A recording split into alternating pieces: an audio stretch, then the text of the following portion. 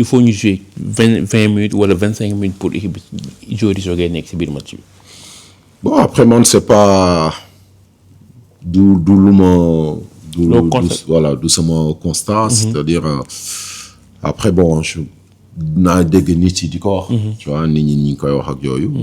bu fekkee ne nit ñi aussi loolu la ñu constaté. peut-être que loolu moo nekk mais bon man je trouve une équipe ba nga xamante ni tey jii nii. parce que ci match yi en tout cas yi ñu joué. ci CAN bi.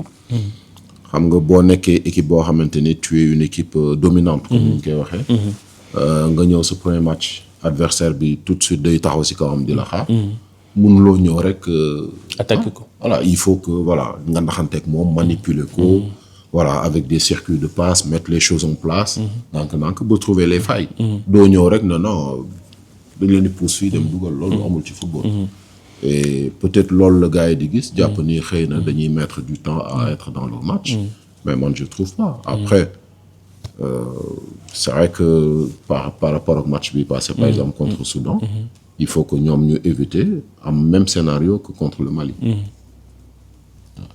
ça mën na gën a jafe. mën na gën a jafe. ñu jëm ci match bu am solo diggante Sénégal ak Mali mu nekk un derby ouest africain alors ban analyse nga ñu mën defal ci match bi nga xamante ni moom mooy xaar suñu gaynde.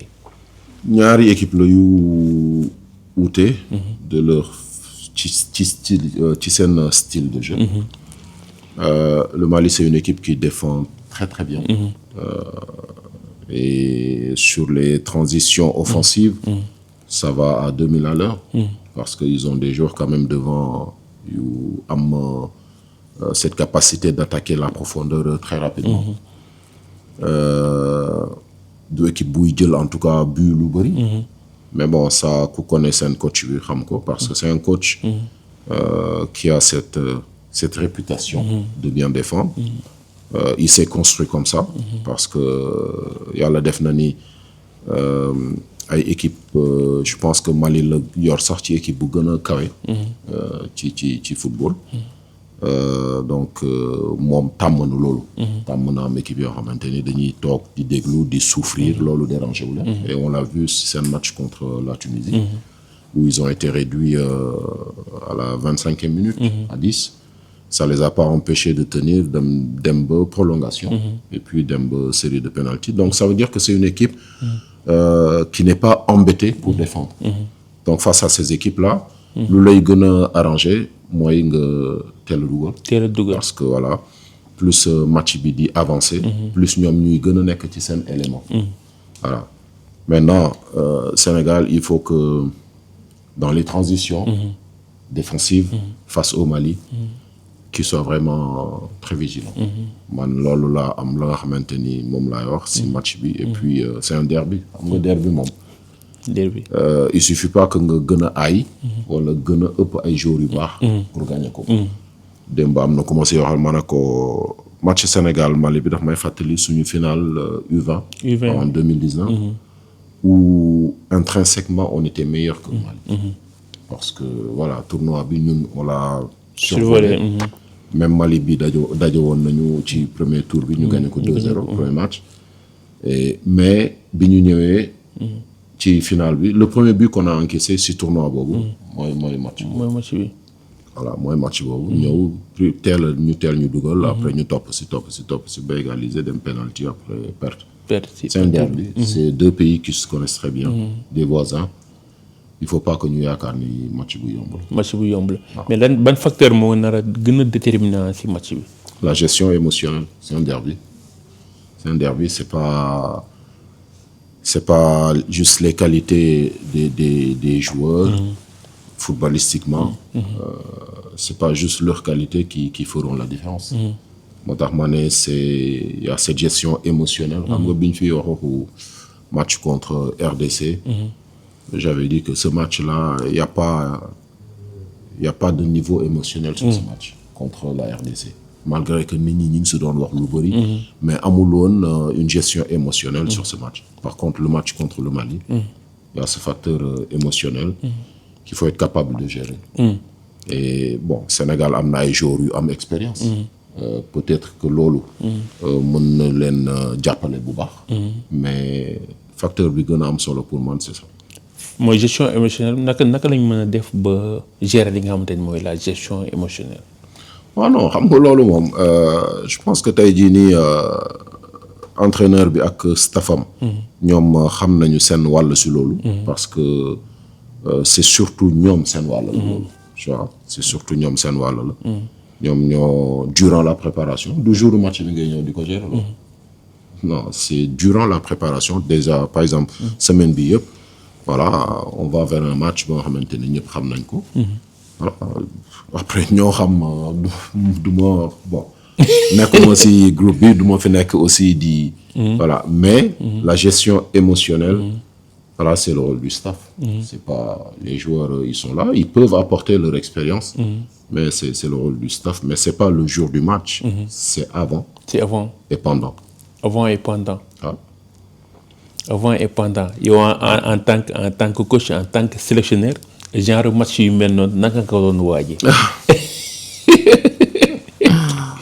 non comme par exemple Sénégal Mali UFOA bi final bi mu nga xam ne derby équipe boo am te ne joué ngeen match de poule nga gagné ko ngeen dem final avant ak pendant naka ngeen waajee match bi genre match yu mel noonu.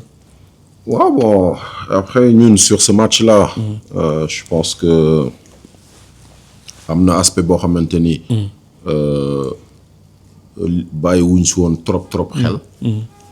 mais comme li ñu wax rek expérience nga siy jëlee après. xam ni tey jii loolu xëy na boo ko gënoon mën a gérer. voilà di nga peut-être match boobu mënoon nga ko gagner. am nga tey comme li ma wax c'est-à-dire boo amee équipe boo xamante ni jëlul but. ba final mu jël but. voilà aspect la boo xamante ni sóoruñu ko woon. c'est-à-dire que mën nañ jouer ak équipe mu mën a ñu. xam nga comment on va réagir. comment on doit se comporter. heureusement voilà on n'a pas aussi on n'avait pas paniqué. géré woon nañu yàlla suturaal ñu ba ñu mën a dellu si. mais tey xam nga équipe la boo xam tey favori yow yaay favori. on te dit que yow yaay favori. même si c'est un derby. mais le fait que nga nekk favori. mën nga ñëw. waa ji indil la wala situation bi tourner d'une façon boo xamante ne xaaruloo ko woon. day am ci match. day am ci match football la kenn xamul. waaw et situation boobu nag moom. bu fekkee ni par exemple dans les discours. dans tout ce qui suit. dans le match. waajaluñ ko. loolu mën na déstabiliser. qu'importe quelle que soit équipe bi. final il faut waa boobu noonu amoon nga ay joueurs yoo xamante ni. ñoo ngi woon sa équipe bi te actuellement ñoo ngi ci équipe nationale A bi naka nga gisee seen progression. waaw finalu CAN la woon xam nga. finalu CAN 2019 finalu CAN parce que joué nañ leen finalu CAN joué nañ leen finalu UFOA en Guinée. ñu gagné leen 2-0. même équipe bu Mali bi. di joué nii. am na ñu nekkoon ci final boobu. CAN 2019 ñoom Bilal Touré Mamadou Camara ñi ngi ci seen équipe bi tey. donc c'est des jeunes yi nga xamante ni yàlla suturaal nañu ba on s'est pas trompé sur leur qualité. voilà on s'est pas trompé sur leur qualité maanaam bi ñu leen gisee. ñu jàpp ni c'est des joueurs de niveau international. ñu indi leen en U20. liggéey ak ñoom. terewul bi ñu fa jógee. loolu ñu doon gis ci ñoom. que c'est des joueurs de niveau international confirmé nañ ko. nekk à l'étranger di jouer ba tey jii ñu nekkaat ci équipe A bi. donc voilà di am mbégte bu baax si ñoom. et puis di leen souhaiter ñu gën a am progression ci seen carrière. ba niveau bi ñu bëgg atteindre ñu atteindre ko. alors keroog Sénégal Soudan. ñu gis benn paire axiale diggante Abdoulaye Seck ak Moussa Niakhaté ñu gis beaucoup d'errements défensifs est-ce que match boobu noonu wanewul li nga xamante ne moom mooy importance su Kalidou Koulibaly au niveau de la charnière centrale des Lions. je crois que même si bu amuloon yooyu sax. l'importance de Kalidou c'est pas que match boobu moo koy wane. ñëpp xam nañu importance su Kalidou. Sadio Gana Edouard. ñëpp xam nañu seen importance ci équipe bi. donc pour man du match boobu rek mooy wane importance.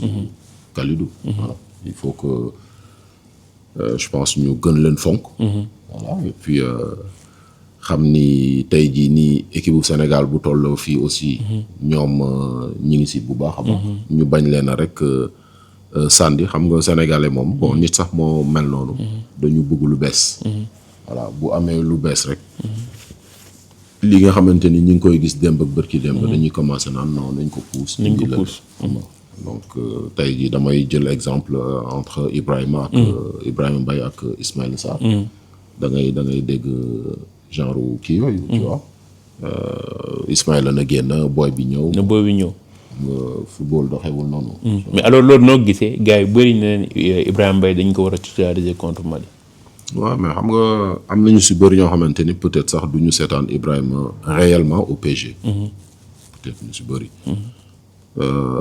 il a démarré des matchs avec le PSG c'est pas un joueur constant il a 17 ans c'est normal tu vois il a 17 ans les matchs yu muy démarré ak PSG peut-être il va être bon sur 15-20 minutes après il disparaît du match donc tu vas pas le voir boo amee genre joueur yooyu nag dafa am benn gestion boo xamante ni moom ngay amee tey yow nga nekk entraîneur du waa mbedd mi ñoom ñooy entraîneur xam nga ñoom seen bëgg-bëgg la ñu am voilà dañuy émotion la ñuy waxee voilà mais yow entraîneur émotion boobu waruloo si topp je pense que Pape Thiaw il fait une très très bonne gestion du cas de Ibrahima Mbaye et parce que suba buñ ko démarré loo doxul gars yi ñu ko doon gars yi voilà non booy bi moom remplaçant la baax booy bi remplaçant non nañ ko bàyyiwaat ci banc bi donc je pense que c'est une bonne gestion que moom la Pape Thiaw nekk di def mi ngi dugg remplaçant mi ngi def ay différence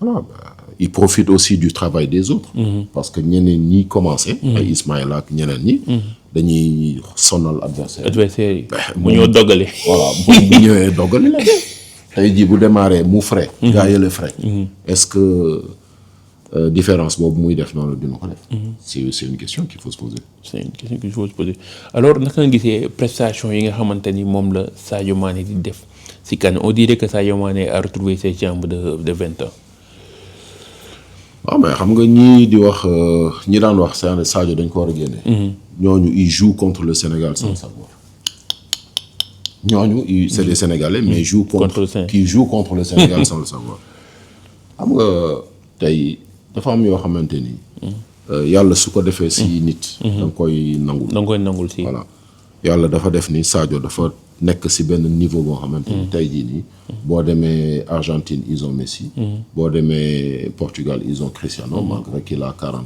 je sais pas quoi si tu viens au Sénégal on a Sadio Mané pourquoi tey jii nii ñu bëgg ko jël def ko comme benn joueur lambda boo xamante ni c'est un joueur bu xam boppam xam nga loolu dafa am solo xam sa bopp si voilà boo xamee sa bopp di nga xam nag ngay préparer le jour où tu veux être présent tu vas être présent c'est ça les grands joueurs parce que dans les grands moments ils sont là tu peux critiquer si benn match nii amical wala qualification ouais mais les moments importants ils sont là te boo xoolee CAN bi nga xamante ne actuellement moom la nekk di def da ngay gis ni carrément Sadio a bien préparé la CAN démb day off la woon mais da ngay gis ni mooy woon Sall ak Mamadou Lamine Camara di entraîné non c'est-à-dire loolu du tey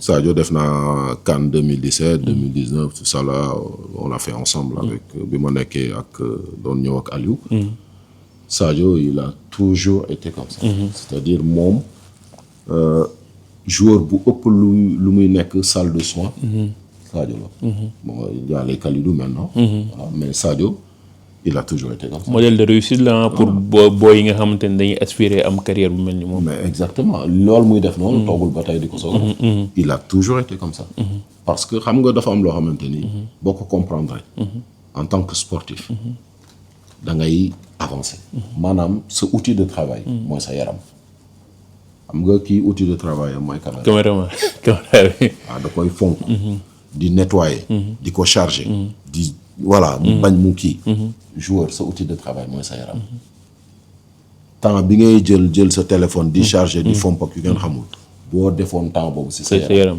da ngay gis njëriñ donc du rek entraînement bi ngay ñëw def ci biir terrain bi dem sa yoon sa yaram da nga koy fonk parce que loo am ci terrain bi moo la ko jox. tey xam nga yow boo amoon benn gaañu si tànk. du la tere ñëw fi liggéey. du la tere ñëw liggéey. parce que loolu noonu. bon sa yaram la d'accord mais du vraiment sa outil de travail. par contre le joueur à côté. bu amee gaañu si tànk bi du entraîner. du jouer ji si. donc da ngay def de telle sorte que. yooyu noonu. gaañu mënul ñàkk. mais da ngay réduire. les risques. les risques si. de par le travail. Au quotidien. Sadio.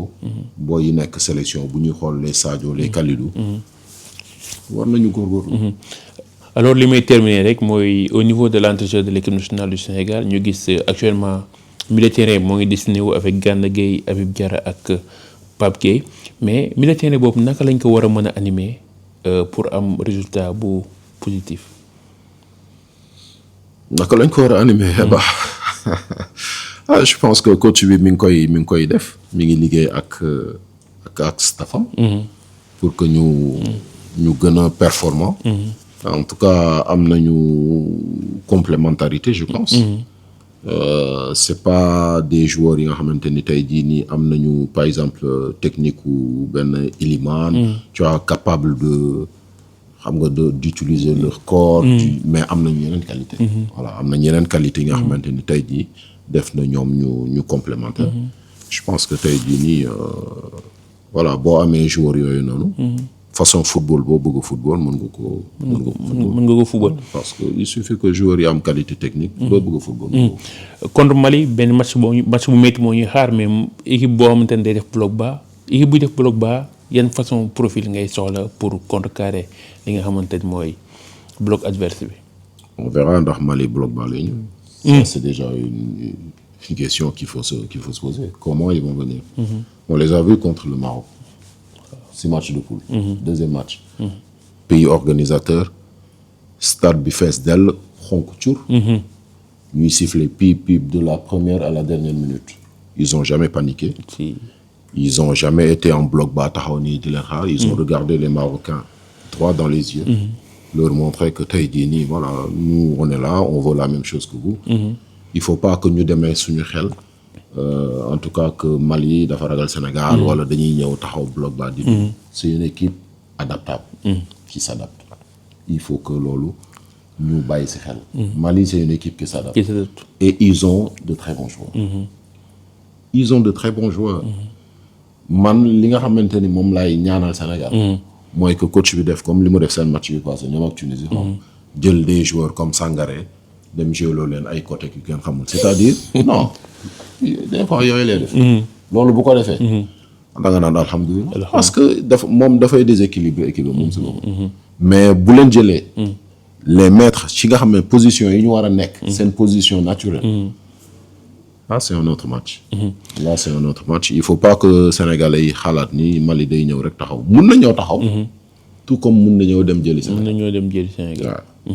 alors lu ñuy terminer rek alors coach naka nga gisee la magie d'organisation de cette CAN ak décision bi nga xamante ni moom le président CAF jël muy la CAN tous les 4 ans. la CAN tous les 4 ans. à partir de 2028. oui je sais pas si yan base lañ ko jëlee. xam nga bon ñoom ñoo nekk ci instance yi di kii. mais man ce que je trouve dommage. mooy que CAN bi dafa commencer am. dafa commencer màgg. dafa commencer màgg. voilà dafa commencer màgg. et